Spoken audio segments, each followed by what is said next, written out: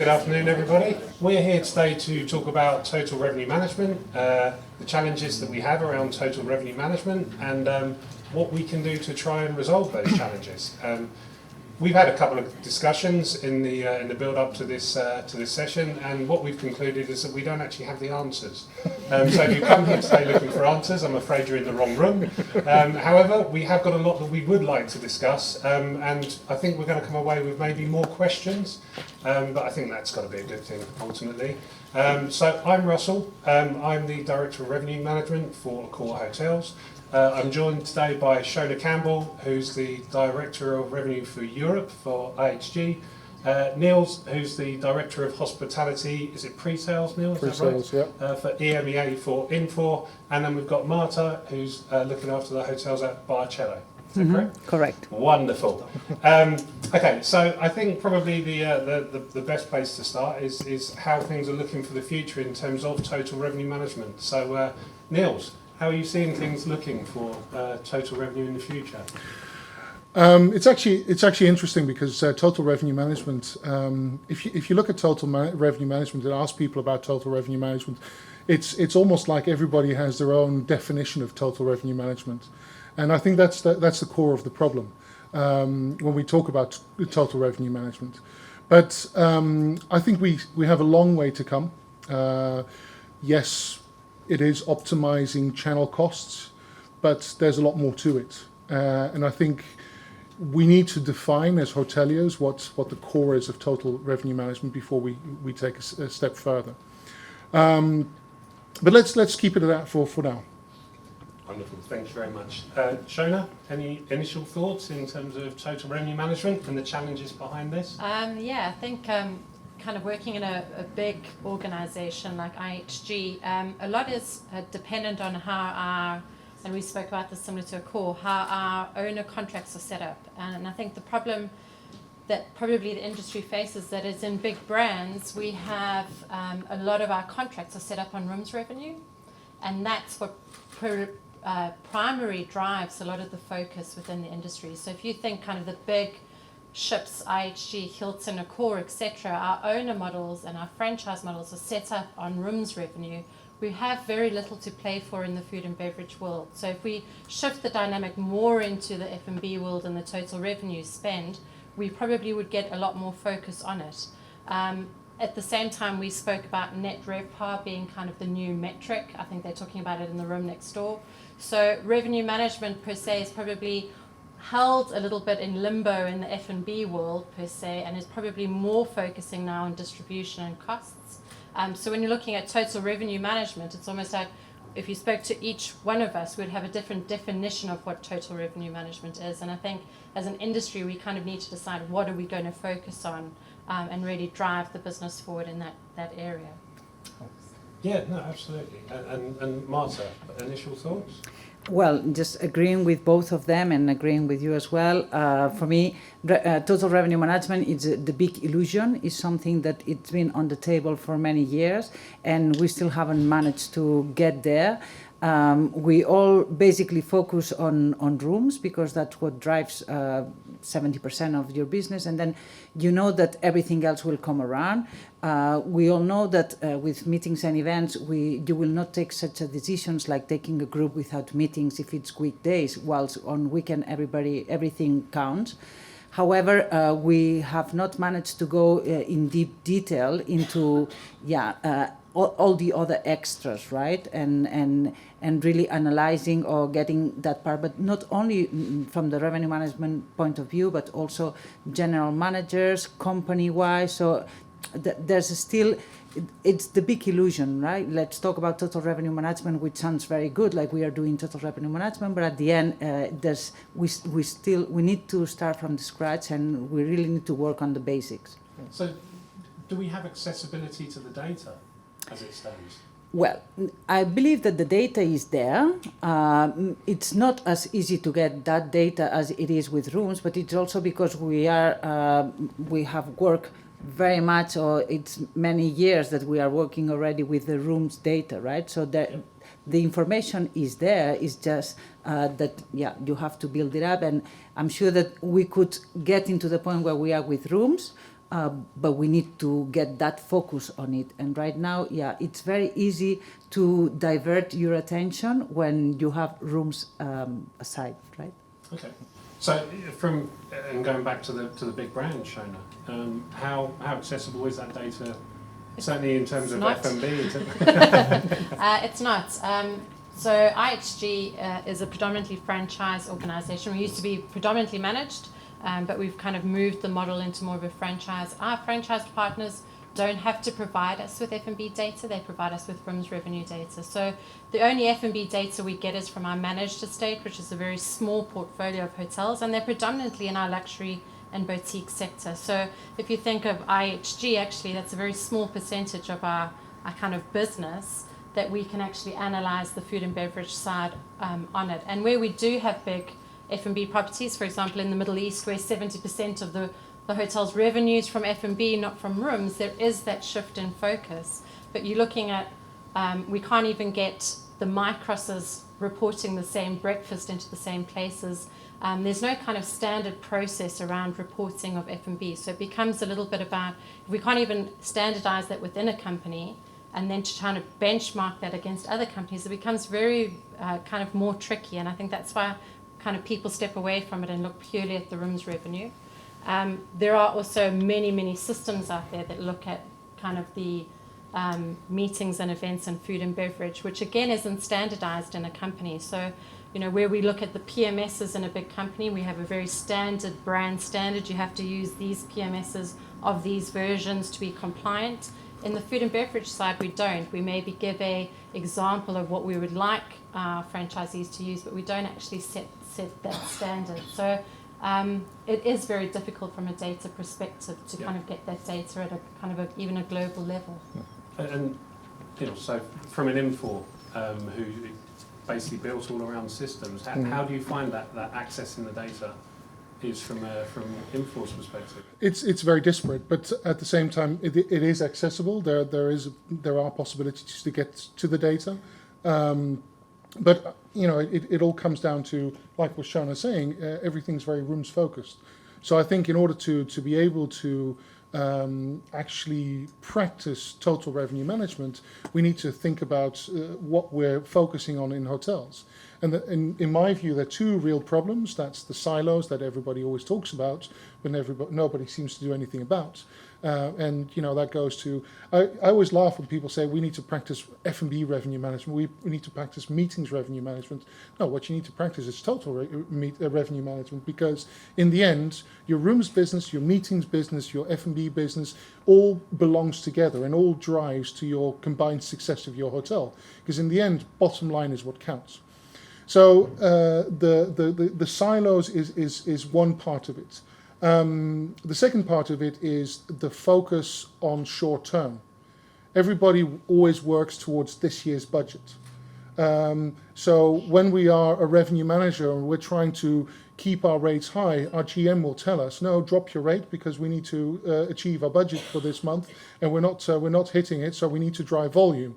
And that's all because of the short-term focus. So, in my view, the short-term focus in the hotel industry needs to evolve to a sort of medium-term, at least 5-year plan, rather than a 1-year plan every single year.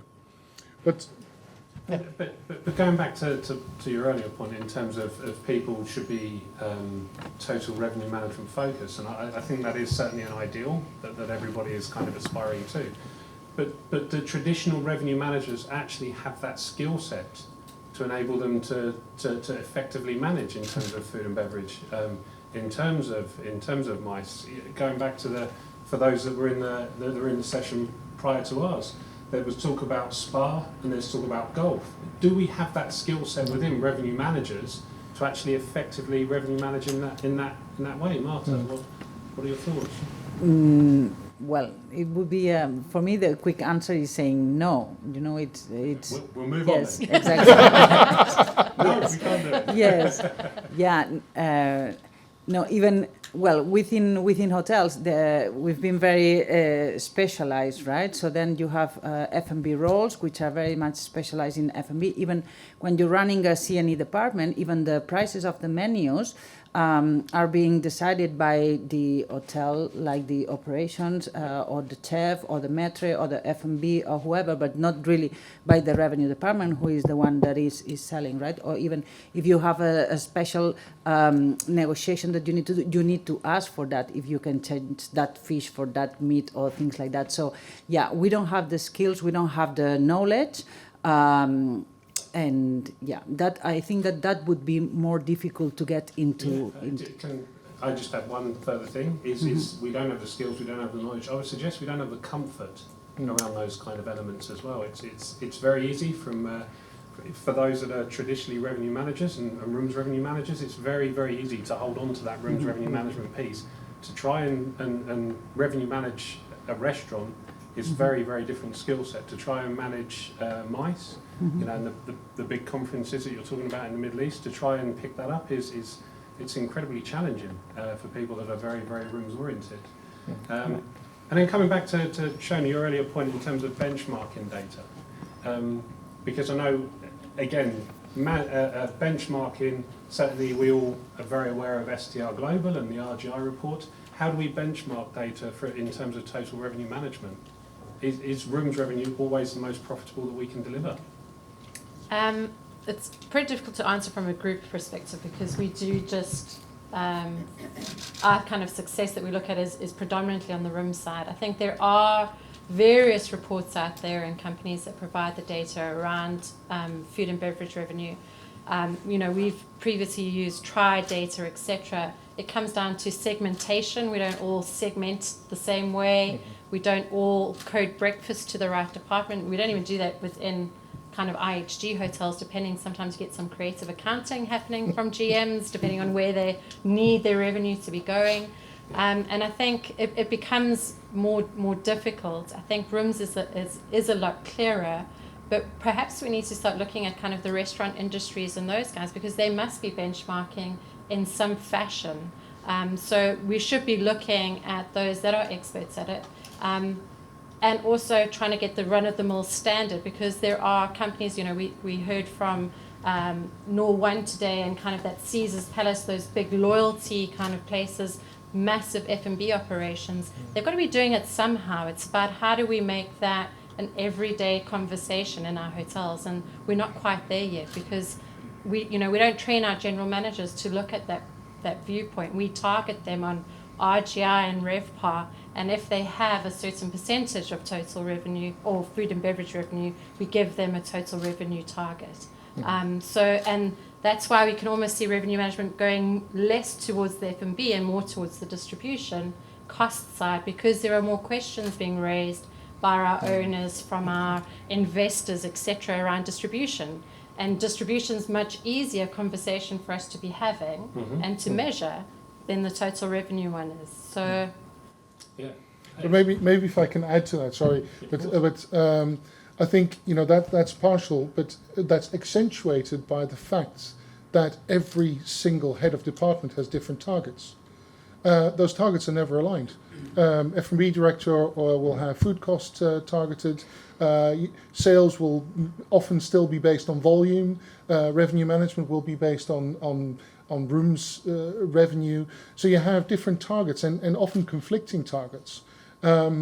So also, if you go to the budgeting stage, everybody creates their own budgets. That's put together, and we have a combined budget for the hotel. That shouldn't be the case. You know, we should all be working together to see, okay, what is the maximum possible mix of business that we can achieve that will actually benefit all departments.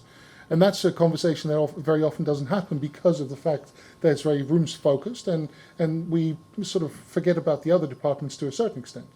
And, you know, again, that leads me to, you know, the targets, and, you know, what are we focusing on? How do we actually structure our business? How do we structure the departments? And we still have those silos, accentuated by the fact that we have different incentive schemes, etc.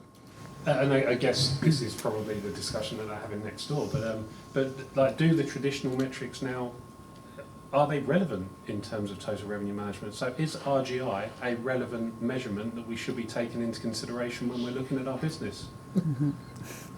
For my job, yes. I think, RGI will always be there. It's always a question that is asked, how well are you performing versus your competitor?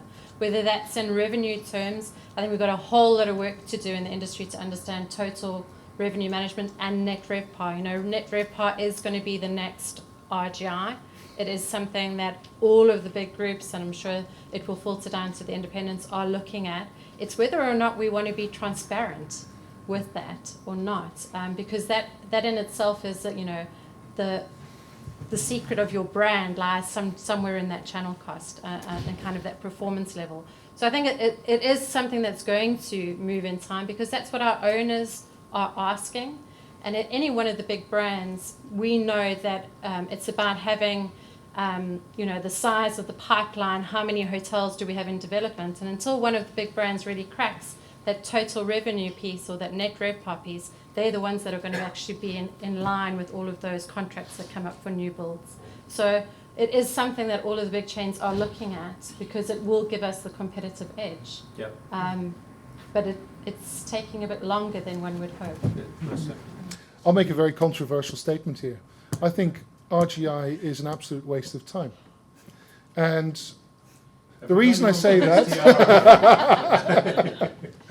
and the reason I say that is because RGI is measured against your competitive set. Yes, it will give you an indication if you're performing better or worse, but at the same time, it doesn't tell you anything about your profitability. So your costs can be sky high compared to your competitors, and your income might be good, but actually your profitability might be much lower. You might be the worst performing hotel in your competitive set. So that's one. And second of all, you determine your competitive set. And who says that competitive set is the right competitive set? And, I see hotels saying, oh, I consistently outperform my competitive set. Then I would say, you've got the wrong competitive set. You need to readjust your competitive set.